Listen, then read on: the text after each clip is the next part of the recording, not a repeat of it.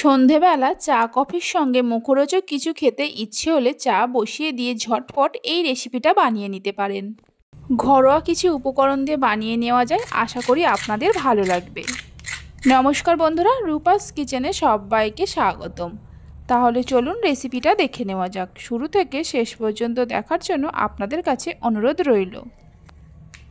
এখানে আমি 3টে মিডিয়াম সাইজের আলুকে এই রকম পাতলা পাতলা করে কেটে নিয়ে 3-4 বার জল দিয়ে ভালো করে ধুয়ে নিয়েছি। আলুগুলোকে এক সাইডে রেখে দিয়ে একটা ব্যাটার তৈরি করে নেব। তার জন্য একটা বাটির মধ্যে নিয়ে নেব একটা ছোট সাইজের বাটির 1 বাটি ময়দা। যে বাটি মেপে ময়দা নিয়েছি ওই বাটিরই হাফ বাটি অ্যারারুট দিয়ে দেব।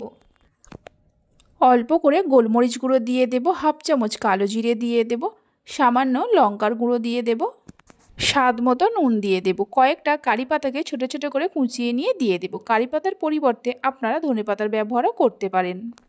1 চামচ ম্যাগির মশলা দিয়ে দেব আর 2 চামচ টমেটো সস দিয়ে দেব। সব কিছুকে মিশিয়ে নিয়ে অল্প অল্প করে জল দিয়ে একটা মিডিয়াম ঘনত্বের ব্যাটার তৈরি করে নিতে হবে।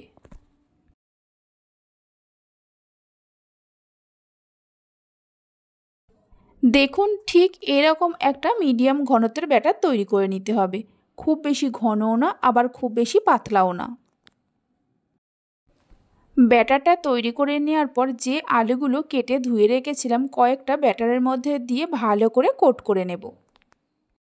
তারপর গরম তেলের মধ্যে দিয়ে ভেজে নেব।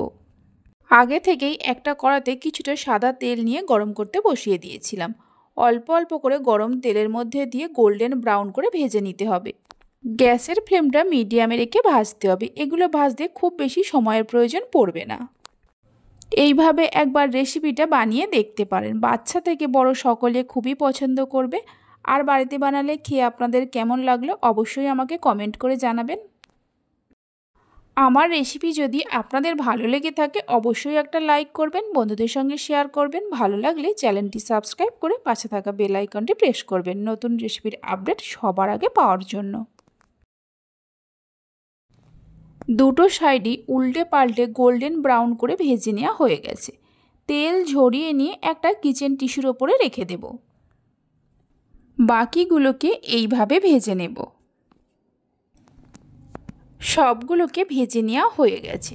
আওয়াজ শুনে আশা করি বুঝতেই পারছেন এগুলো কতটা মুচমুচে হয়েছে। তাহলে চলুন ভিডিওটা আমি এখানেই শেষ করছি। আপনারা সবাই ভালো থাকবেন, সুস্থ থাকবেন। ধন্যবাদ।